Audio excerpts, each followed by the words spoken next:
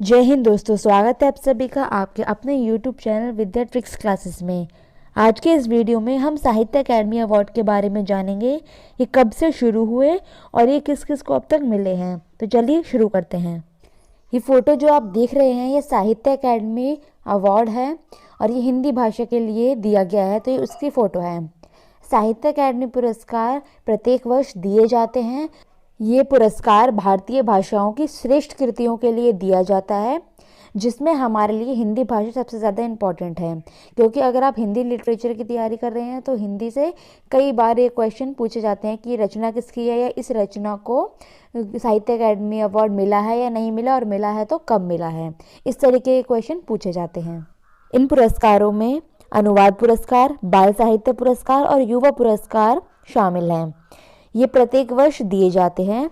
सबसे पहले साहित्य अकेडमी पुरस्कार हिंदी भाषा के लिए सन 1955 में माखनलाल चतुर्वेदी को दिया गया है।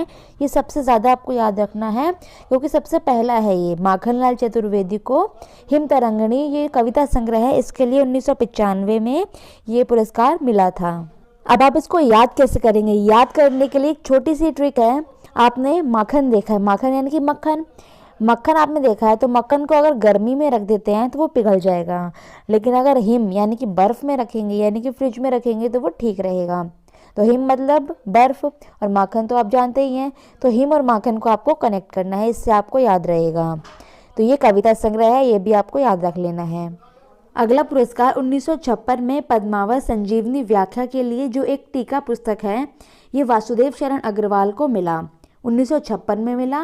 पद्मावत संजीवनी व्याख्या आपको याद कैसे करना है? इसमें आया है वर्ड संजीवनी, तो संजीवनी और इनके नाम में शब्द आया है देव। तो देव हमेशा जीवित रहते हैं, जो मरते नहीं हैं, संजीवनी बूटी पीकर रहते हैं। तो संजीवनी और देव को आपको कनेक्ट कर लेना है, तो आपको ये दोनों चीज़ें याद हो जाएंगी। 1956 में मिला पद्मावत संजीवनी व्याख्या के लिए, ये एक टीका है और वासुदेव शरण अग्रवाल इसके रचनाकार हैं। 1957 में बुद्ध धर्म दर्शन के लिए आचार्य नरेंद्र देव को ये पुरस्कार मिला और ये इनको मरणोपरांत मिला है। इसमें भी आप शब्द देख रहे हैं बुद्ध धर्म, और इसमें आचार्य आया है। तो आचार्य जो आचार्य होते हैं वो ज़्यादा ज्ञानी होते हैं, वो धर्म और दर्शन को समझते हैं, इससे आप इसको कनेक्ट कर सकते हैं। अगला है 1958 में मध्य एशिया का इतिहास, ये राहुल सांकृत्यायन को मिला है। तो राहुल सांकृत्यायन जी की रचनाएं आप देखते हैं, घुमक्कड़ी, आयावरी और इतिहास संबंधी विषयों पर उन्होंने रचना की है। तो मध्य एशिया का इतिहास सबसे ज़्यादा कौन जानेगा? राहुल सांकृत्यायन जानेंगे, तो इसलिए 1958 में उनको ये पुरस्कार मिला। 1959 में संस्कृति के 4 अध्याय ये रामधारी सिंह दिनकर को मिला है। इसको याद करने की ट्रिक है कि संस्कृति के 4 अध्याय, संस्कृति के महत्वपूर्ण अध्यायों में से कौन है? राम। राम हमारी संस्कृति के प्रमुख स्तंभ हैं, तो राम और संस्कृति आपको कनेक्ट करना है। तो संस्कृति के प्रमुख अध्यायों में से कौन है? राम। तो संस्कृति के 4 अध्याय पुस्तक रामधारी सिंह दिनकर की है, ये आपको याद रखना है। नेक्स्ट 1960 में कला और बूढ़ा चांद ये कविता संग्रह है, ये सुमित्रा नंदन पंत की रचना है। तो आप जानते हैं प्रकृति के चितेरे कवि, प्रकृति के ऊपर रचनाएं करने वाले जो सबसे अच्छे कवि छायावाद के 4 स्तंभों में से एक सुमित्रा नंदन पंत है। उन्होंने जो रचना करी है कला और बूढ़ा चांद, इसके लिए इनको पुरस्कार मिला। तो कला से आपको इन दोनों को जोड़ लेना है। कला के बारे में सबसे ज़्यादा कौन जानते हैं? पंत जानते हैं। नेक्स्ट 1961 में भूले बिसरे चित्र, ये एक उपन्यास है, आपको याद रखना है। ये भगवती चरण वर्मा को मिला। इसको याद करने की ट्रिक है, आप जानते हैं कि जो चित्र भूले बिसरे हो जाते हैं उनको कोई नहीं जानता, लेकिन कौन जानता है? वो है भगवती। भगवती माँ की आप आराधना करते हैं तो वो ही जानती है भूले बिसरे चित्र के बारे में। तो एक चित्र तो है नहीं, बहुत सारे चित्र हैं, उनसे उपन्यास बन जाएगा बहुत बड़ा। तो ये भूले बिसरे चित्र किसकी रचना है? भगवती चरण वर्मा की है, और इसको 1961 में साहित्य अकेडमी पुरस्कार मिला है। उसके बाद सन 1962 में कोई भी साहित्य अकेडमी पुरस्कार नहीं मिला है, ये आपको याद रखना है। 1962 में नहीं मिला। इसके बाद 1963 में प्रेमचंद कलम के सिपाही, ये इनकी जीवनी है और अमृत राय ने लिखी है, ये तो आप सभी जानते हैं, इसके लिए तो कोई ट्रिक की ज़रूरत है ही नहीं। कलम के सिपाही कौन है?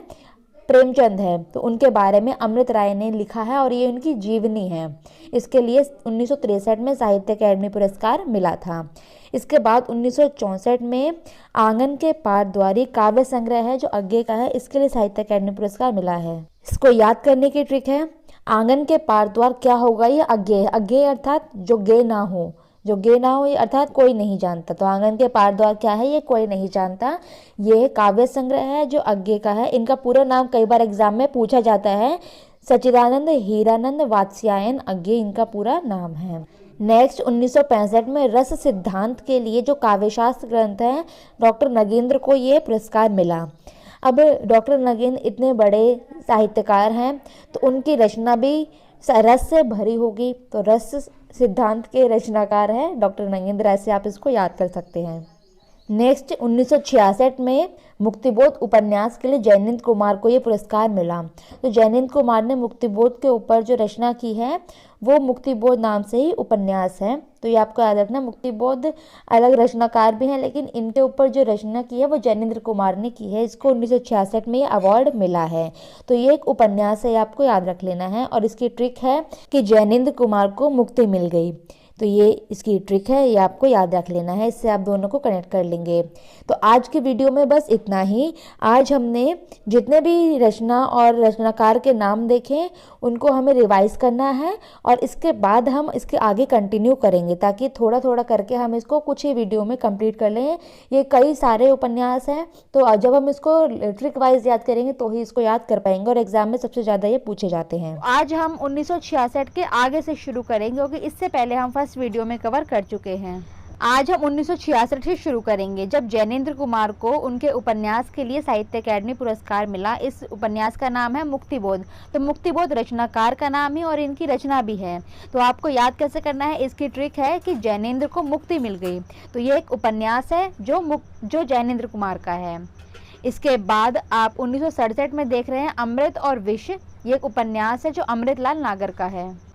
तो इसको याद करने की ट्रिक आप देख ही रहे हैं कि इसमें 2 बार अमृत आया है। एक नाम तो उसकी रचना के नाम में ही है अमृत और दूसरा खुद रचनाकार के नाम में अमृत है। तो दोनों अमृत आपको कनेक्ट कर लेने हैं, इससे आप इसको याद कर लेंगे।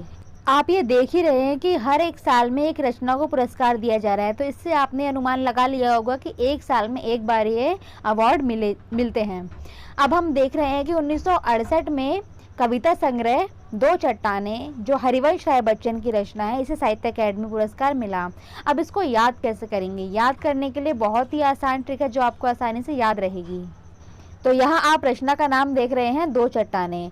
तो 2 चट्टानें कौन, तो बच्चन परिवार में 2 चट्टानें हैं। सबसे पहले अमिताभ बच्चन और दूसरा उनके बेटे अभिषेक बच्चन। तो ये 2 चट्टानें हैं, आप इसको ऐसे याद करेंगे और हरिवंश राय बच्चन जी की रचना हो जाएगी 2 चट्टानें, कविता संग्रह है ये। इसके बाद सन 1969 में श्रीलाल शुक्ल को उनकी रचना राग दरबारी के लिए उपन्यास जो है इसके लिए साहित्य अकेडमी अवार्ड मिला। तो आप सभी जानते हैं श्रीलाल शुक्ल एक प्रतिष्ठित ऐतिहासिक रचनाकार है जो इतिहास के ऊपर अपनी रचनाएं लिखते हैं। इन्होंने कई सारी रचनाएं लिखी हैं जो इतिहास पे आधारित हैं। उसी में है एक राग दरबारी जो एक फेमस रचना है। ये एक उपन्यास है, आप सभी ने साहित्य से अगर आगे पढ़ा है तो इसको ज़रूर पढ़ा होगा। तो ये उपन्यास है, आपको ये याद रखना है, श्रीलाल शुक्ल की ये रचना है। इसके बाद आप देख रहे हैं 1970 में रामविलास शर्मा को उन्होंने एक जीवनी लिखी जिसके लिए साहित्य अकेडमी अवार्ड मिला है। तो इनकी जीवनी का नाम है निराला की साहित्य साधना। निराला जो एक प्रतिष्ठित बहुत ही बड़े कवि छायावाद के प्रमुख स्तंभों में से एक है, उनकी जो जीवनी लिखी है वो रामविलास शर्मा ने लिखी है। और रामविलास शर्मा एक बहुत बड़े आलोचक हैं। तो एक बहुत बड़े आलोचक ने एक बहुत बड़े कवि के ऊपर जो जीवनी लिखी, इसीलिए बहुत ज़्यादा इम्पॉर्टेंट ये रचना हो जाती है। इसीलिए 1970 में इसको साहित्य अकेडमी पुरस्कार मिला है। तो इसकी ये पूछी जाती है कि इसकी विधा कौन सी है। तो निराला की साहित्य साधना एक जीवनी है, ये आपको याद रखना है। क्योंकि कई बार ये लगता है हमें कि निराला की साहित्य साधना, निराला नाम आया है तो उन्होंने ही लिखी होगी, लेकिन उन्होंने नहीं लिखी है क्योंकि जीवनी है तो ये किसी और ने लिखी होगी। इसके रचनाकार आपने देख लिए।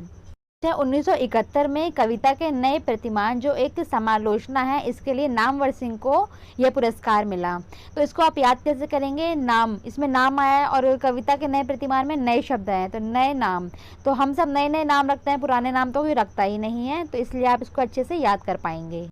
नेक्स्ट 1972 में बुनी हुई रस्सी, इस कविता संग्रह के लिए भवानी प्रसाद मिश्र को साहित्य अकेडमी अवार्ड मिला। तो भवानी प्रसाद मिश्र आपको याद कैसे करना है, आप मंदिर में जाते हैं तो आपने देखा होगा भवानी की पूजा करते हैं, तो उसमें जो आप फिर कलावा बांधते हैं वो क्या होती है, बुनी हुई रस्सियाँ होती है जो कलावा बना दिया जाता है। तो इस ट्रिक से आपको याद करना है भवानी प्रसाद मिश्र की रचना है बुनी हुई रस्सी, जिससे आपको ये याद हो जाएगा। इसके लिए इनको साहित्य अकेडमी पुरस्कार 1972 में मिला था। अगला 1973 में आलोक पर्व जो एक निबंध संग्रह है, ये हजारी प्रसाद द्विवेदी जी का है, इसे साहित्य अकेडमी पुरस्कार मिला था। तो हजारी प्रसाद द्विवेदी जी के लिए आपको ट्रिक क्या याद करनी है, इसकी ट्रिक है कि इस दुनिया में 1000 तरीके के प्रसाद मिलते हैं। प्रसाद आप जानते हैं, प्रसाद जो आप खाते हैं प्रसाद, वो 1000 तरीके मतलब कई तरीके के प्रसाद मिलते हैं, आप सभी जानते हैं। किसी को कोई प्रसाद पसंद होता है, किसी को कोई। तो ये आपको याद करना है। 1973 में ये एक निबंध संग्रह है जिसे साहित्य अकेडमी पुरस्कार मिला है। इसके बाद सन 1974 में मिट्टी की बारात कविता संग्रह के लिए शिव मंगल सिंह सुमन जी को साहित्य अकेडमी पुरस्कार मिला। सुमन इनका उपनाम है और शिव मंगल इनका नाम है। तो इन्हें साहित्य अकेडमी पुरस्कार 1974 में मिला। इनकी रचना कविता संग्रह है। तो इसको याद कैसे करेंगे आप सभी जानते हैं, जब शिवजी जी की बारात निकली तो उसमें सब मिट्टी धूल सब उड़ाते जा रहे थे, सब मिट्टी धूल में सब सन गए। तो मिट्टी की बारात निकल रही थी, सब लोग कम दिख रहे थे, मिट्टी ज़्यादा दिख रही थी। तो इससे आपको याद करना है कि मिट्टी की बारात किसकी निकली, शिव जी की। तो यहाँ से शिव और मिट्टी ये दोनों आपको कनेक्ट करना है। और सब लोग जो बारात में थे वो कविता गाते जा रहे थे, तो बारात के लोग सब कविता गाते जा रहे थे और मिट्टी उड़ा रहे थे।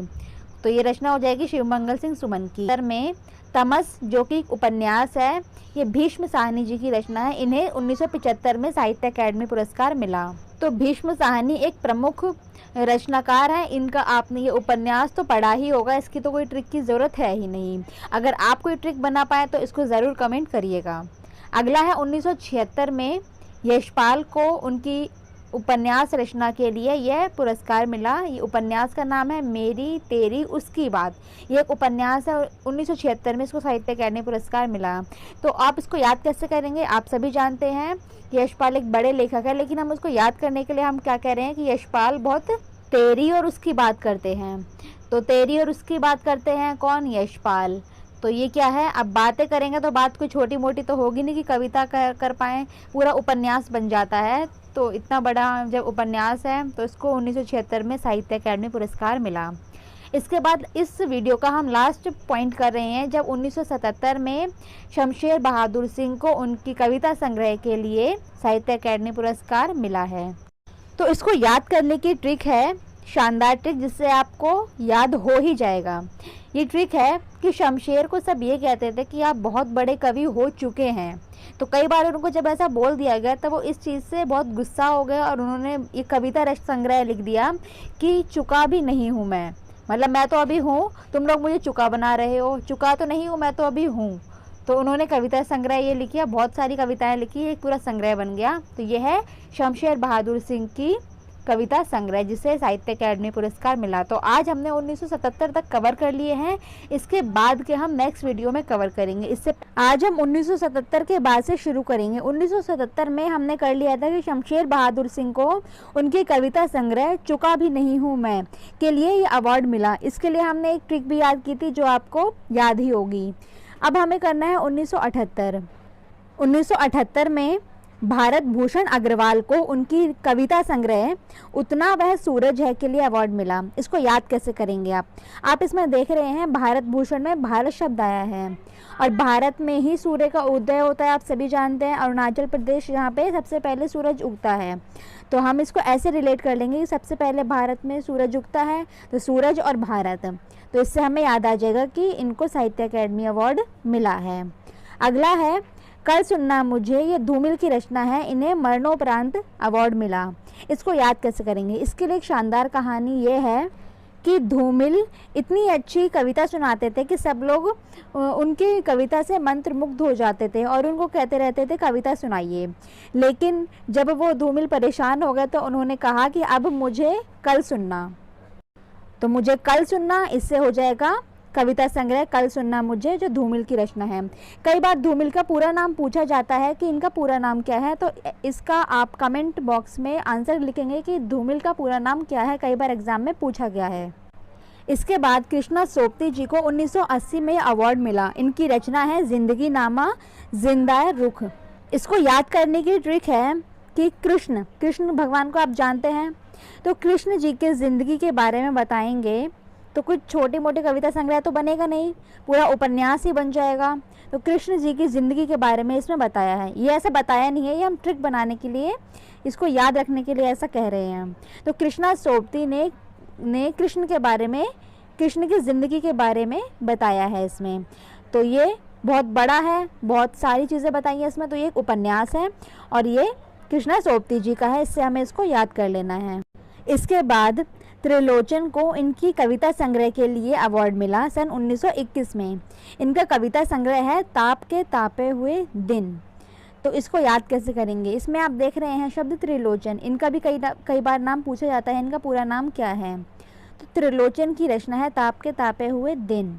तो आप जानते हैं त्रिलोचन कौन है? भगवान शंकर, जिनकी 3 आँखें हैं। लेकिन जब उनको क्रोध आता है तो पूरी पृथ्वी बिल्कुल तप जाती है, मतलब बहुत गर्म हो जाती है। तो बिल्कुल तप जाती है, तो बहुत ताप के तापे हुए दिन हो जाते हैं त्रिलोचन की वजह से। तो ऐसे हम इसको याद करेंगे। इसकी ट्रिक है त्रिलोचन की वजह से पृथ्वी तप जाती है। ये एक कविता संग्रह है, 1981 में इनको अवार्ड मिला है। इसके बाद सन 1982 में हरिशंकर परसाई जी को उनके व्यंग के लिए ये पुरस्कार मिला। इनका व्यंग है विकलांग श्रद्धा का दौर। आप सभी ने पढ़ा होगा, बहुत ही इनकी व्यंग परक रचनाएं हैं जो आप एनसीईआरटी से लेकर अभी तक पढ़ते आ रहे हैं। तो इसके लिए तो शायद ट्रिक की कोई ज़रूरत है ही नहीं, और आप अगर बना पाए तो इसको ज़रूर कमेंट करिएगा।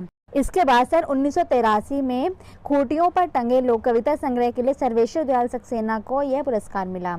सर्वेश्वर दयाल सक्सेना, आपने इनका एक प्रमुख नाटक जो है, इनकी एक प्रसिद्ध रचना नाटक बकरी, वो ज़रूर पढ़ा होगा। इन्हीं की ये रचना है खूंटियों पर टंगे लोग, ये कविता संग्रह है। इसको याद करने की ट्रिक है कि आप इसमें शब्द देख रहे हैं दया। तो जब खूंटियों पर लोगों को टांग दिया जाता है तो हमें कितनी दया आती है उन पर, बेचारे कैसे लोग हैं जिनको खूंटियों पर टांग दिया है।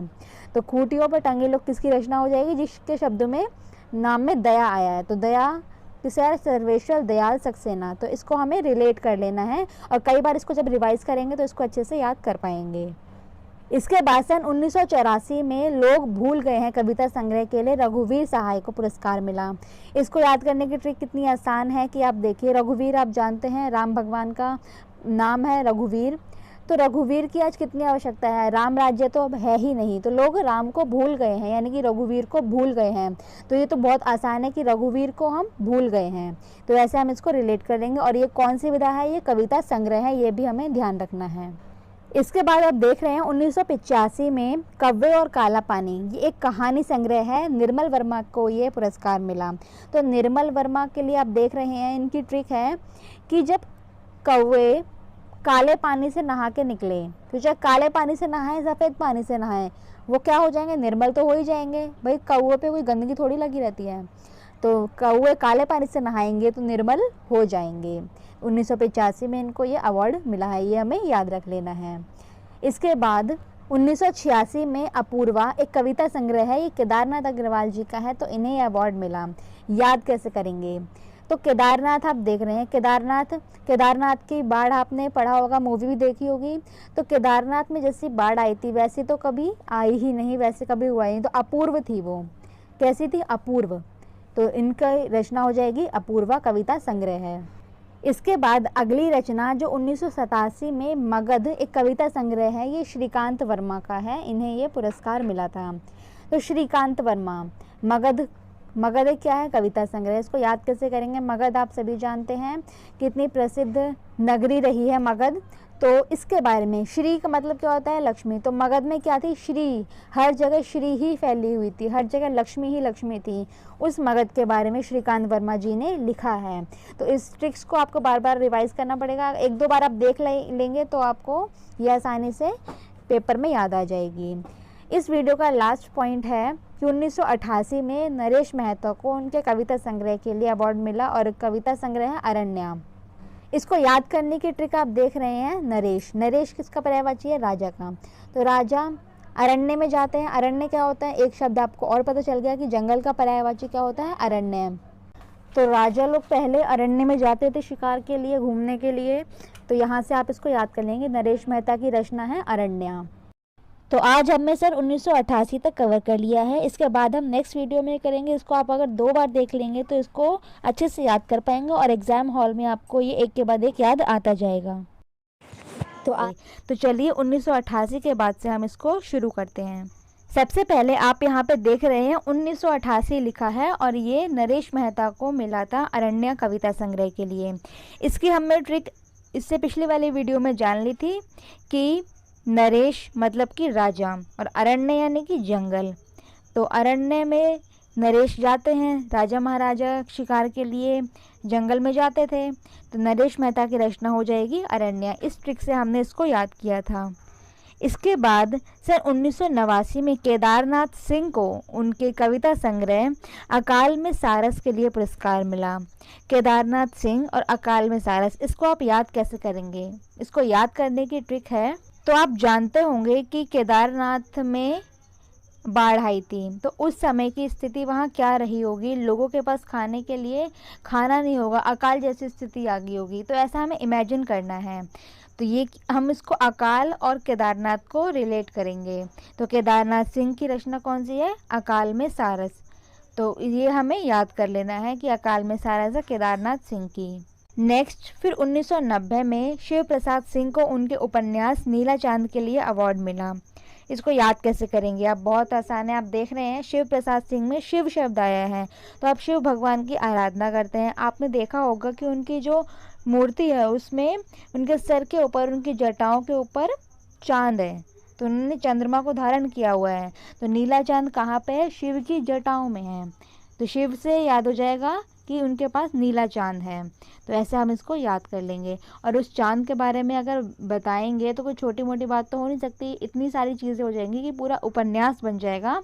तो इसलिए हमें इसको याद कर लेना है कि शिव की जटाओं में जो नीला चांद है उसकी बहुत बड़ी कहानी है, यानी कि बहुत बड़ा उपन्यास हो जाएगा फिर वो। तो इस तरह हम इसको याद रखेंगे। इसके बाद सन 1991 में गिरिजा कुमार माथुर को उनके कविता संग्रह मैं वक्त के हूँ सामने के लिए ये पुरस्कार मिला। इसकी ट्रिक है गिरिजा कुमार माथुर। गिरजा, गिरजा आप जानते हैं, गिरजा यानी कि गिरना, फॉल होना। तो भाई वक्त के सामने क्यों हो? गिर जाओ, वक्त के सामने मत खड़े रहो, वक्त के सामने कोई भी नहीं टिका। तो इस तरीके से हम इसको याद कर लेंगे, वक्त के सामने मत खड़े रहो, गिर जाओ। तो गिरिजा कुमार माथुर की कविता संग्रह है, इसको 1991 में अवार्ड मिला। इसके बाद सन 1992 में गिरिराज किशोर के उपन्यास ढाई घर को ये पुरस्कार मिला। तो ढाई घर क्या है? एक उपन्यास है। पहली बात तो हमें ये याद रख लेनी है। दूसरी बात यह है कि इसको याद कैसे करेंगे। आप यहाँ देख रहे हैं गिरिराज किशोर और उससे पहले आया था गिरिजा कुमार माथुर। तो गिरिजा में तो गिरिजा, जा शब्द आया था, तो आपने पकड़ लिया था कि भाई गिर जाओगे अगर वक्त के सामने आओगे। अब इसमें क्या है? गिरिराज। तो जो राजा होते हैं वो एक घर में थोड़ी रहेगा। गिरिराज भी राज कोई एक घर में थोड़ी रहेगा, उसको तो कई सारे घर लगेंगे, एक नहीं, दो नहीं, ढाई घर में रहता है वो। तो जो राजा है वो ढाई घर में रहता है। इसको हम ऐसे याद करेंगे कि राजा ढाई घर में रहता है। तो ये रचना हो जाएगी गिरिराज किशोर की ढाई घर। इसको 1992 में ये पुरस्कार मिला। नेक्स्ट 1993 में विष्णु प्रभाकर के उपन्यास अर्धनारीश्वर को ये पुरस्कार मिला। तो विष्णु प्रभाकर की रचना क्या है? अर्धनारीश्वर। आप इसको याद कैसे करेंगे? आपने देखा होगा कि विष्णु जी की जो मूर्ति है वो अर्धनारीश्वर रूप में है, वो शिवजी जी की है, लेकिन यहाँ आपको इस तरीके से याद करना है। तो ये याद कर लेंगे कि अर्धनारीश्वर उपन्यास है और ये किसकी रचना है? विष्णु प्रभाकर की रचना है। इससे हम इसको रिलेट कर लेंगे। इसके बाद सन 1994 में अशोक वाजपेयी के कविता संग्रह कहीं नहीं वहीं को ये पुरस्कार मिला। इसको याद कैसे करेंगे? आप ये देख रहे हैं अशोक वाजपेयी। तो अशोक वाजपेयी बहुत ही ज़िद्दी है। उन्होंने ये ज़िद पकड़ ली कि कहीं नहीं, मुझे वहीं जाना है, कहीं नहीं, मुझे तो वहीं ही जाना है। तो जब उन्होंने ज़िद पकड़ ली तो भाई उनको ये अवार्ड तो देना ही पड़ेगा। तो यहाँ से हम इसको याद कर लेंगे। कविता संग्रह कहीं नहीं वहीं किसकी है? अशोक वाजपेयी जी की है। इसको 1994 में साहित्य अकादमी पुरस्कार मिला है। इसके बाद 1995 में कुंवर नारायण को कोई दूसरा नहीं कविता संग्रह के लिए पुरस्कार मिला। इसको याद कैसे करेंगे? कुंवर नारायण तो कुंवर है, कुंवर यानी कि भी राजा का बेटा कुंवर है, तो कुंवर कि जैसा कोई दूसरा थोड़ी होगा, कोई उसके जैसा कोई दूसरा नहीं होगा। कुंवर और कुंवर भी और साथ में नारायण भी है, तो दोनों चीज़ें जब है तो उनके जैसा कोई दूसरा हो ही नहीं सकता। तो इनकी रचना क्या हो जाएगी? कोई दूसरा नहीं। तो ये क्या है? कविता संग्रह है। इसके बाद सर 1996 में सुरेंद्र वर्मा को उनके उपन्यास मुझे चांद चाहिए के लिए अवार्ड मिला। इसको याद कैसे करेंगे? सुरेंद्र वर्मा, तो आप देख रहे हैं सुरेंद्र की अगर आप संधि विच्छेद करें तो इसकी क्या संधि होगी? सुर और इंद्र। जो सुरों का इंद्र है, सुरों में सबसे श्रेष्ठ है वो सुरेंद्र। अगर उन्होंने कहा है कि मुझे चांद चाहिए तो वो लेकर ही रहेंगे। सुरेंद्र चांद लेकर ही रहेगा। अब उसने कह दिया अभी सुरेंद्र है, कोई छोटा मोटा पद तो है नहीं, सुरेंद्र का पद है, और उसने कह दिया मुझे चांद चाहिए, तो मतलब हमें चांद देना ही पड़ेगा। तो यहाँ हम देख रहे हैं कि सुरेंद्र वर्मा की रचना कौन सी हो जाएगी? मुझे चांद चाहिए। और इसको कब साहित्य अकादमी पुरस्कार मिला? 1996 में। ये क्या विधा है? उपन्यास विधा है, ये भी आपको ध्यान रखना है। आज का हमारा लास्ट पॉइंट है 1997 में लीलाधर जगूड़ी को कविता संग्रह अनुभव के आकाश में चांद के लिए पुरस्कार मिला। आप नाम क्या देख रहे हैं? लीलाधर जगूड़ी और अनुभव के आकाश में चांद। इससे पहले जो आई थी वो भी चांद के लिए था और ये भी चांद है, लेकिन वो क्या था? मुझे चांद चाहिए। और ये क्या है? अनुभव के आकाश में चांद। तो इसकी ट्रिक क्या है? इसकी ट्रिक ये है कि आप देख रहे हैं अनुभव, अनुभव जिसमें आया और इसमें आया लीला शब्द। तो जो लीला करते हैं यानी कि भगवान कृष्ण, उनके पास अनुभव ज़्यादा होता है, क्योंकि लीला करने के लिए अनुभव ज़्यादा चाहिए। जब तक अनुभव नहीं होगा तब तक लीलाएं नहीं हो पाएंगी। तो लीलाधर जगूड़ी की रचना क्या हो जाएगी? अनुभव के आकाश में चांद। तो आज हमें जितनी भी रचनाएं करी हैं उसमें से आपने तीन चीज़ों में एक कॉमन देखी होगी कि 3 रचनाएं आई हैं जिसमें चांद शब्द है। पहली आई नीला चांद, दूसरी आई मुझे चांद चाहिए, और तीसरी आई अनुभव के आकाश में चांद। तीनों के रचनाकार आप सभी जान गए हैं। इन सभी के रचनाकार आपने अच्छे से याद कर लिए हैं, और इनको किस समय ये पुरस्कार मिला ये भी बहुत इम्पोर्टेंट है, और इनकी विधा क्या है। तो आज के लिए बस इतना ही, मिलते हैं नेक्स्ट वीडियो में। सबसे पहले आप देख रहे हैं 1997 में अनुभव के आकाश में चांद, ये कविता संग्रह है, इसको लीलाधर जगूड़ी जी को मिला है। तो ये हमने पिछले वीडियो में यहाँ तक कवर कर लिया था, और इसकी शानदार ट्रिक भी करी थी जिससे आपको ये याद रहे और एग्ज़ाम में ये रिपीटेड रचनाएं आपको आंसर करने में मदद करें। तो इसके आगे ये है कि 1998 में अरुण कमल को उनकी कविता संग्रह नए इलाके में के लिए पुरस्कार मिला। अब आप इसको याद कैसे करेंगे? याद करने की ट्रिक है कि अरुण नए इलाके में गया। कौन गया? अरुण गया। कहाँ गया? नए इलाके में गया। अरुण नए इलाके में गया। तो इससे हमें इसको रिलेट करना है। अरुण नए इलाके में गया, ये कविता संग्रह है अरुण कमल का, इनको ये अवार्ड मिला है। इसके बाद सन 1999 में दीवार में एक खिड़की रहती थी, ये एक उपन्यास विधा है। ये है विनोद कुमार शुक्ल का, तो इन्हें ये पुरस्कार मिला। विनोद कुमार शुक्ल, इनकी रचना है दीवार में खिड़की रहती थी, ये एक उपन्यास है। ये तीनों चीज़ें यहाँ पे इम्पॉर्टेंट है। एग्जाम में ऐसे क्वेश्चन पूछा जाता है कि ये एक रचना आपको दे दी जाएगी और ये रचना किसकी है, ये आपको नाम बताना होता है। तो आपको ऐसे याद करना है कि विनोद की दीवार में एक खिड़की रहती थी। किसकी दीवार में? विनोद की दीवार में खिड़की रहती थी। आपको कुछ ना कुछ जुगाड़ लगाना पड़ेगा जिससे आपको ये रचना याद रहे, क्योंकि अगर आप डायरेक्ट याद करेंगे तो ये याद होने नहीं वाली है, और एग्जाम में आती है तो कन्फ्यूजन क्रिएट करती है। तो ऐसे ही छोटी छोटी कहानी ट्रिक से आप याद करेंगे तो आपको हेल्प करेगी। तो यहाँ हमने याद कर लिया कि दीवार में खिड़की रहती थी उपन्यास विनोद कुमार शुक्ल का है। इसके बाद सन 2000 में मंगलेश डबराल जी को उनके कविता संग्रह हम जो देखते हैं के लिए पुरस्कार मिला। इसकी ट्रिक है हम जो देखते हैं, ये मंगलेश डबराल की है। इसकी ट्रिक है हम जो देखते हैं सब मंगल ही मंगल होता है, हम जो देखते हैं उस तरफ मंगल ही मंगल होता है। तो ऐसे हम इसको याद कर लेंगे। इसके बाद सर 2001 में कली कथा वाया बाईपास, ये एक उपन्यास है, कई बार एग्जाम में पूछा गया है ये किसकी रचना है। तो इसकी रचनाकार हैं अलका सरावगी जी। तो कली कथा वाया बाईपास, इसकी ट्रिक है अलका वाया बाईपास, कली तक पहुंची। कली तक कैसे पहुंची? By bypass. तो ऐसे हम इसको याद करेंगे। ये किस विधा की रचना है? ये एक उपन्यास है। आप देख रहे हैं, आप 4 शब्द इसमें लिखे हुए हैं, तो छोटी मोटी चीज़ तो ये होगी नहीं, ये उपन्यास होगा। इसके बाद सन 2002 में 2 पंक्तियों के बीच कविता संग्रह के लिए राजेश जोशी जी को यह पुरस्कार मिला। इसकी ट्रिक है, राजेश को 2 पंक्तियों के बीच बहुत जोश आ जाता है। जब 2 पंक्तियां कोई लिखता है तो उसको जोश आ जाता है। किसको? राजेश जी को, राजेश जोशी जी को। तो ऐसे आप इसको याद करेंगे कि सन 2002 में जो कविता संग्रह आया 2 पंक्तियों के बीच, इसके रचनाकार हैं राजेश जोशी जी। नेक्स्ट आप देख रहे हैं कितने पाकिस्तान। ये कई बार एग्जाम में पूछा गया है। ये किस विधा की रचना है? पहली बात तो क्वेश्चन ये पूछा जाता है। ये उपन्यास है। और किसकी रचना है? कमलेश्वर की ये रचना है। तो इसको आप ऐसे याद करेंगे कि हम तो जानते हैं कि पाकिस्तान सिर्फ एक है, लेकिन कमलेश्वर नहीं जानते कि कितने पाकिस्तान है। और वो हमसे पूछ रहे हैं कि कितने पाकिस्तान है, भाई बताओ कितने पाकिस्तान हैं। ऐसे तो बहुत सारे पाकिस्तान हैं, लेकिन हम जिस पाकिस्तान को जानते हैं वो सिर्फ एक है। तो जो कमलेश्वर हैं तो वो हमसे पूछ रहे हैं कि भाई कितने पाकिस्तान हैं।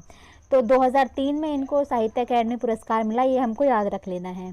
इसके बाद सन 2004 में दुष्चक्र में श्रेष्ठा, ये कविता संग्रह है वीरेन डंगवाल जी का, इन्हें ये पुरस्कार मिला। दुष्चक्र में श्रेष्ठा, तो भाई जो सृष्टा है, मतलब जिसने सृष्टि की रचना की है, वो ही दुष्चक्र में फंस गया है, ये वीरेन डंगवाल बता रहे हैं। तो वीरेन ने कहा कि भाई जो सृष्टा है वो दुष्चक्र में फंस गया है। किसने बताया? वीरेन ने बताया। सृष्टा दुष्चक्र में फंस गया है, कविता संग्रह वीरेन डंगवाल का है। 2004 में उनको ये पुरस्कार मिला है। नेक्स्ट 2005 में क्याप उपन्यास के लिए मनोहर श्याम जोशी को पुरस्कार मिला। मनोहर श्याम जोशी, इनकी रचना है क्याप। ये एग्जाम में पूछा जाता है कि क्याप किस विधा की रचना है, तो ये एक उपन्यास है। इसको पुरस्कार मिला 2005 में। क्याप, तो मनोहर श्याम जोशी पूछ रहे हैं क्या, हम क्याप को क्या लेना है कि मनोहर श्याम जोशी हमसे क्या पूछ रहे हैं, क्या मनोहर श्याम जोशी क्या पूछ रहे हैं। तो 2005 में मनोहर श्याम जोशी को पुरस्कार मिला। इसके बाद सन 2006 में संशयात्मक कविता संग्रह के लिए ज्ञानेंद्र को पुरस्कार मिला। तो आप सभी जानते हैं जो ज़्यादा ज्ञानवान होता है वो ज़्यादा संशय में रहता है, क्योंकि उसको पता है उसके सकारात्मक प्रभाव नकारात्मक प्रभाव, बेचारा कन्फ्यूज़न में रहता है। कौन? जो ज़्यादा ज्ञानवान रहता है। तो ज्ञानवान क्या रहता है? संशय में रहता है। तो इसको इस तरह से हम याद करेंगे कि ज्ञानवान जो है वो संशय में रहता है। ज़्यादा जो इंटेलिजेंट लोग होते हैं वो ज़्यादा संशय में कंफ्यूज रहते हैं। तो संशयात्मक इसकी कविता संग्रह है, ये ज्ञानेंद्र का है। 2006 में इनको पुरस्कार मिला। नेक्स्ट आप देख रहे हैं 2007 में इन्हीं हथियारों से अमरकांत को ये पुरस्कार मिला। ये उपन्यास विधा में लिखा गया इन्हीं हथियारों से। तो हथियारों के बारे में बताएंगे तो अब कविता में तो बता नहीं सकते, इसके लिए तो पूरा उपन्यास इतना सारा हमें लिखना पड़ेगा, तब उसके बारे में हम व्याख्या कर पाएंगे। तो ये क्या हो जाएगी? उपन्यास विधा हो जाएगी। इसको याद कैसे करेंगे? इसमें आप देख रहे हैं अमरकांत। अमरकांत ने देखा कि इन्हीं हथियारों से उसको मारा गया है। इन्हीं हथियारों से। अमरकांत क्या है? गवाह है, जो सबूत उस पुलिस के लिए एक सबूत की तरह है। वो एक गवाह है कि अमरकांत ने देखा है कि इन्हीं हथियारों से भाई कुछ हुआ है। तो उन्होंने बताया इन्हीं हथियारों से, ये ही वो हथियार हैं। किसने बताया? भाई अमरकांत ने। तो यहाँ हम इसको ऐसे रिलेट कर लेंगे और इसको याद कर लेंगे। 2007 में उनको ये पुरस्कार मिला है। इस वीडियो का लास्ट पॉइंट आप देख रहे हैं, सन 2008 में कोहरे में कैद रंग उपन्यास के लिए गोविंद मिश्र को पुरस्कार मिला। तो गोविंद ने देखा है कि कैद में क्या है? रंग। कोहरे में कैद रंग है। अभी कोहरा कैसा होता है? भूरे रंग का। तो यहाँ पे जो भूरा रंग है उसने सारे रंगों को कैद में कर लिया। आप देखते हैं जब कोहरे में जाते हैं तो कोई भी रंग नहीं दिखता, सब कुछ ओझल हो जाता है। तो उन्होंने वही चीज़ बताई है गोविंद मिश्र जी ने कि कोहरे में रंग कैद हो गया है। ये क्या है? उपन्यास विधा है। तो 2008 तक आज हमने कंप्लीट कर लिया है। आप इससे पहले अगर आपने पिछली वीडियोस नहीं देखी है तो उसको ज़रूर देखिएगा, क्योंकि उसमें हमने थोड़ी थोड़ी रचनाएं करके इन सबको कवर किया है और ट्रिक से याद किया है, जो आपको एग्जाम में डायरेक्टली हेल्प करेगा ही। तो कोहरे में कैद रंग उपन्यास गोविंद मिश्र जी का है, ये हमने यहाँ तक कर लिया था। इसके ट्रिक हम पिछली वीडियो में कर चुके थे। 2008 में इनको ये पुरस्कार मिला था। इसके बाद आप देख रहे हैं सन 2009 में हवा में हस्ताक्षर कविता संग्रह के लिए कैलाश वाजपेयी जी को पुरस्कार मिला। याद कैसे करेंगे आप? इसकी ट्रिक है कि कैलाश हवा में हस्ताक्षर करता है। आपकी हवा में हस्ताक्षर करेगा तो वो रहेंगे थोड़ी, हस्ताक्षर तो ऐसी जगह पे किए जाते हैं जो सेफ रहे, पेज पे, या उसको हम लेमिनेट भी चलो करवा लेते हैं, लेकिन हवा में थोड़ी कोई करता है। लेकिन जो कैलाश है वो हवा में हस्ताक्षर करता है। तो हवा में हस्ताक्षर क्या है? कविता संग्रह है। किसकी है? कैलाश वाजपेयी जी की 2009 में साहित्य अकादमी पुरस्कार मिला है। इसके बाद आप देख रहे हैं उदय प्रकाश जी को उनके लघु उपन्यास मोहनदास के लिए पुरस्कार मिला। तो आप देख रहे हैं जितने भी अभी हमने रचनाएं की हैं उसमें कोई कविता संग्रह है, कोई उपन्यास है, कोई आलोचना है, कोई संस्मरण है, लेकिन पहली जो रचना अलग से आई है वो आई है लघु उपन्यास। तो आपको ये अच्छे से याद रखना है, लघु उपन्यास उपन्यास का छोटा रूप है। इसकी ट्रिक ये है कि आप सभी जानते हैं जब स्वतंत्रता का आंदोलन हुआ स्वतंत्रता पाने के लिए, तो मोहनदास करमचंद गांधी जो थे, जब वो आते हैं भारत में, जब हम प्रवासी भारतीय दिवस मनाते हैं, वो डेट आपको कमेंट करनी है वो कौन सी है जिस दिन प्रवासी भारतीय दिवस मनाते हैं। तो जब भारत में उनका उदय होता है तो सब कुछ बदलने लगता है, अंग्रेज कैसे धीरे धीरे पीछे हटने लगते हैं। तो आपको इसी से जोड़ना है कि मोहनदास के आते ही स्वतंत्रता का उदय होने लगा। क्या उदय होने लगा? स्वतंत्रता का उदय होने लगा मोहनदास के आते ही। ठीक है, तो आप इस तरीके से इसको याद कर लेंगे। हमें कुछ कुछ चीज़ें कनेक्ट करके ही इसको याद रखना है, क्योंकि डायरेक्ट हम करेंगे तो बहुत सारी रचनाएं हैं, इनको याद हम नहीं कर पाएंगे। इसके बाद सन 2010 में रेहन पर रघु उपन्यास के लिए काशीनाथ सिंह को पुरस्कार मिला। तो उपन्यास विधा है, आपने ये देख लिया, रेहन पर रघु सन 2011 में पुरस्कार मिला है। किसको मिला है? काशीनाथ सिंह को। अब आप जानते हैं काशी जिसे हम वाराणसी कहते हैं, काशी में एक रेहन है, उस पर रघु बैठा है। तो इसको आप हंसी में मत लीजिए, इसको याद ऐसे कीजिए कि रेहन है काशी में, उस पर रघु बैठा है। रघु कहाँ बैठा है? रेहन पे बैठा है। और रेहन कहाँ पे है? काशी में। तो काशीनाथ सिंह की रचना हुई रेहन पे रघु। ये क्या है? उपन्यास। आप काशी के बारे में लिख रहे हैं तो कोई छोटी मोटी कविता संग्रह तो हो नहीं सकती, ये क्या होगा? उपन्यास होगा। सन 2011 में इसको ये पुरस्कार मिला है। तो देखिए कितनी शानदार ट्रिक है, आपको एक बार पढ़ने के बाद इसको दोबारा पढ़ना ही नहीं पड़ेगा। ये आपको रिवाइज एक बार ज़रूर करना पड़ेगा, लेकिन आप अगर इस ट्रिक को ही रिवाइज कर लेंगे तो आपको आसानी से याद आ जाएगा। आपने इसको याद कैसे करा है कि रेहन पे रघु बैठा है। अब रेहन कहाँ पे है? काशी में है। तो काशीनाथ सिंह की रचना हो जाएगी रेहन पर रघु। 2011 में उनको ये पुरस्कार मिला है। इसके बाद आप देख रहे हैं सन 2012 में पत्थर फेंक रहा हूँ जो कविता संग्रह है, ये चंद्रकांत देवताले जी का इन्हें पुरस्कार मिला। अब इसकी भी एक शानदार ट्रिक है। आप सभी ने देखा है चांद का जब अध्ययन किया जाता है तो उसमें आप जो चांद की फोटोज़ देखते हैं वहाँ पे आपको क्या दिखता है कि बहुत एक ऐसी धरती है जहाँ पे पत्थर ही पत्थर पड़े हैं। तो वो कैसी धरती है? चांद की धरती है वो। तो चांद की धरती पे क्या है? पत्थर ही पत्थर है। अब भाई जब चांद की धरती पे तुम जाओगे तो क्या करोगे? पत्थर ही फेंकोगे, और तो कोई काम वहाँ है ही नहीं। जब काम नहीं है तो क्या करोगे? बस पत्थर उठाओगे और फेंकोगे। तो वही चंद्रकांत जी कर रहे हैं। तो इसकी हमने ट्रिक क्या बनाई कि चंद्रकांत चांद पे पत्थर फेंक रहे हैं। तो जब कोई पत्थर फेंकेगा तो कितने फेंक लेगा? 10, 20, 30, इससे ज़्यादा तो नहीं करेगा। तो ये बहुत कम समय के लिए रहेगा। तो ये क्या है? कविता संग्रह है, बहुत छोटे पीरियड के लिए रहेगा, यानी कि कविता संग्रह। ये हम ट्रिक्स बना रहे हैं ताकि इसको याद कर पाएँ, ऐसा कुछ सीरियस लेने की ज़रूरत आपको नहीं है। इसके बाद अब देख रहे हैं सन 2013 में मिलजुल मन उपन्यास के लिए मृदुला गर्ग को उपन्यास मिला। तो इसकी ट्रिक क्या है? जो मृदुल होता है, मृदुल मतलब जो सॉफ्ट होता है, जो कोमल होता है, जो जिसका हृदय, वो क्या करता है? दूसरों से मिलता जुलता है। तो जो मृदुल लोग होते हैं वो दूसरों से मिलते जुलते हैं अच्छे से। तो इसी तरीके से आप याद करना है कि मृदुला गर्ग का जो उपन्यास है वो क्या है? मिलजुल मन है। मृदुल मतलब सॉफ्ट होता है। तो ये एक अर्थ तो आपको पता चल गया, मृदुल का अर्थ होता है कोमल, सॉफ्ट, इस तरीके से। इसके बाद आप देख रहे हैं सन 2014 में विनायक उपन्यास के लिए रमेश चंद्र शाह को ये पुरस्कार मिला। तो इसकी ट्रिक क्या होगी? विनायक आप सभी जानते हैं, विनायक आप जानते हैं गणेश जी का पर्यायवाची है। तो रमेश चंद्र विनायक की पूजा करता है, रमेश चंद्र विनायक की पूजा करता है। तो इस दो शब्द से आपको करेक्ट कर लेना, रमेश और विनायक। तो रमेश चंद्र शाह की रचना क्या हो जाएगी? विनायक। और ये किस विधा में है? अब गणेश जी के बारे में लिखेंगे तो छोटी मोटी बात में तो लिख नहीं सकते हैं, बहुत सारा लिखेंगे, और बहुत सारा लिखेंगे तो क्या हो जाएगा? ये उपन्यास हो जाएगा। इस वीडियो का लास्ट पॉइंट हम कर रहे हैं, सन 2015 में आग की हंसी कविता के लिए रामदरेश मिश्र को ये उपन्यास मिला। तो आग की हंसी क्या है? कविता है। ये किसकी रचना है? रामदरेश मिश्र की। आपने कई जगह इनका नाम सुना होगा। सन 2015 में ये पुरस्कार इस कृति को मिला। अब आप जानते हैं कि राम भगवान के जब कोई दर्शन करता है तो वो कितना खुश होता है। अब जब राम के दर्शन आग करेगी तो आग कितनी खुश होएगी, वो तो हंसने लगेगी। तो राम जी के दर्श करते ही आग हंसने लगती है। आग क्या करती है? हंसने लगती है राम के दर्शन करते ही। तो इसकी ट्रिक हो जाएगी कि राम के दर्शन करते ही आग हंसने लगती है। तो ये हम इसको कनेक्ट करेंगे। रामदर्श मिश्र की कविता है आग की हंसी। 2015 में उनको साहित्य अकादमी पुरस्कार से सम्मानित किया गया। 2015 के आगे से कंटिन्यू करेंगे। प्रीवियस वीडियो में हमने देखा कि आग की हंसी कविता के लिए रामदर्श मिश्र को 2015 में अवार्ड मिला। आग की हंसी के लिए हमने इसके लिए ट्रिक भी करी थी। हर एक कृति के लिए उसके रचनाकार से जोड़ने के लिए हम एक ट्रिक याद कर रहे हैं। आज भी उसे ही हम कंटिन्यू करेंगे। इसके बाद आप देख रहे हैं 2016 में पारिजात उपन्यास के लिए नासिरा शर्मा को ये पुरस्कार मिला। अब आप इसको याद कैसे करेंगे? इसमें आप देख रहे हैं शब्द नासिरा शर्मा। तो नासिरा, सिरा आप जानते हैं 2 सिरे होते हैं किस चीज़ के, तो जिसका सिरा ही नहीं है वो नासिरा। ये याद करने के लिए हमारी ट्रिक है। इसके बाद आप इनकी कृति का नाम देख रहे हैं पारिजात।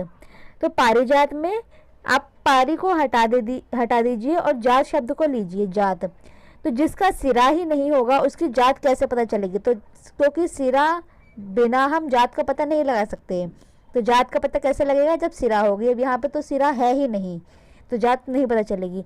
तो सिरा और जात, इन दोनों शब्द को आपको कनेक्ट कर लेना है। तो यहाँ हमारा ये ट्रिक कंप्लीट हो जाता है। तो यहाँ से हमने 2016 को कवर कर लिया। इसके बाद आप देख रहे हैं 2017 में विश्व मिथक सरित सागर, ये साहित्यिक समीक्षा है, इसके लिए रमेश कुंतल मेघ को पुरस्कार मिला।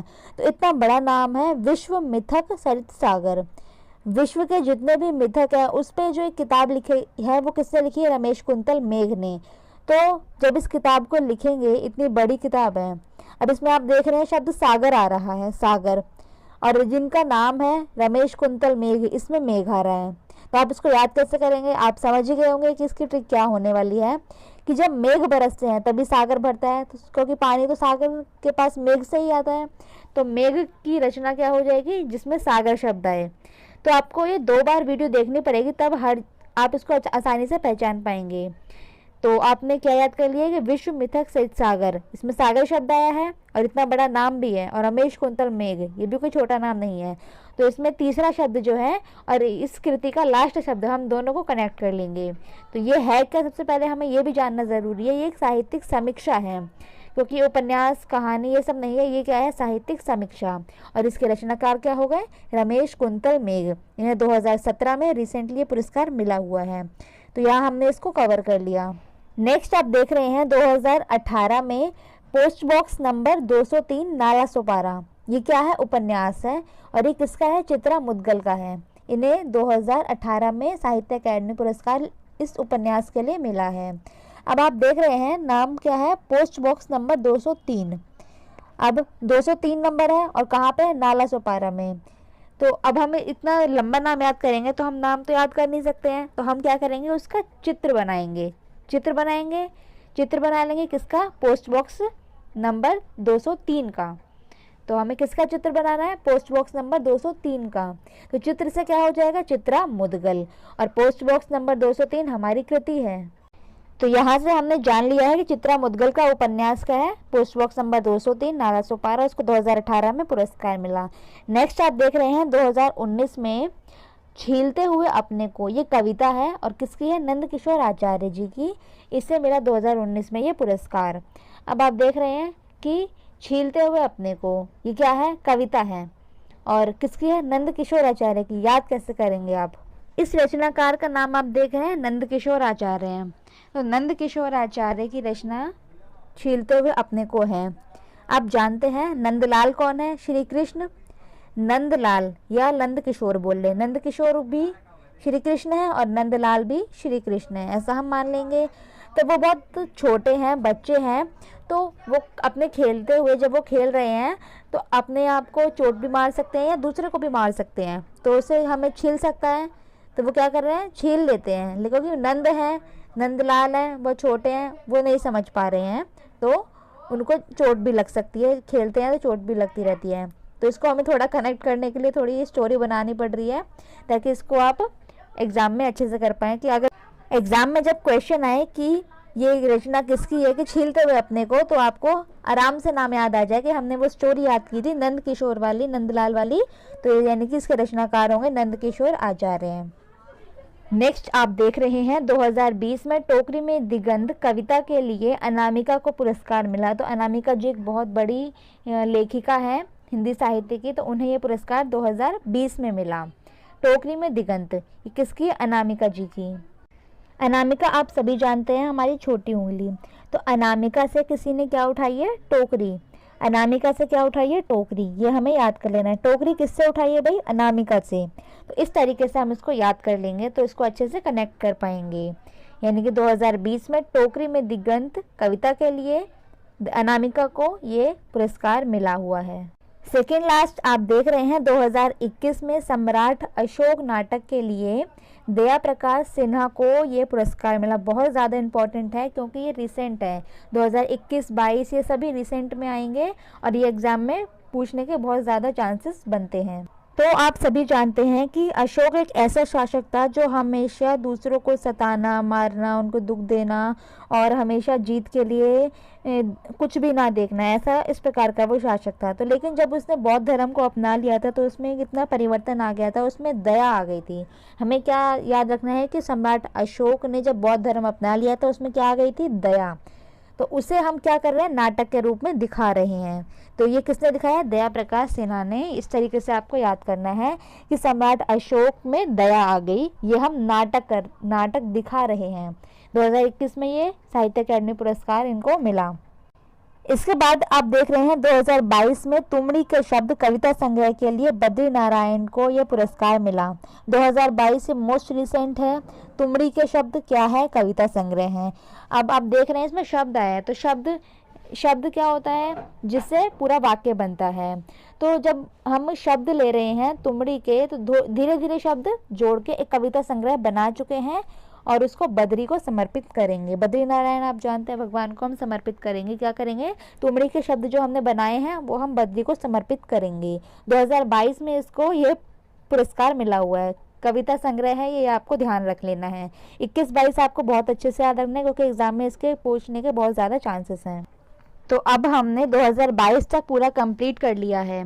यहाँ हमने शुरुआत से लेकर 2022 तक टोटल जितने भी अवार्ड मिले हुए हैं वो कवर कर लिए। उनकी रचनाएं, पुरस्कार कौन है, पुरस्कार किसको मिला है और उसका वर्ष क्या है, ये सब हमने जान लिया है। ये शुरुआत से लेके यहाँ तक की वीडियो आपको ज़रूर देखनी है। ये 6 पार्ट्स है टोटल जिसमें आपके पूरे कवर हो जाएंगे। इसके बाद हम आगे के टॉपिक्स भी कवर करेंगे। अगर आपने इससे पिछली वीडियो नहीं देखी तो उसको पहले ज़रूर देखिए और हमारे चैनल के साथ जुड़े रहें नई नई नोटिफिकेशन के लिए। जय हिंद।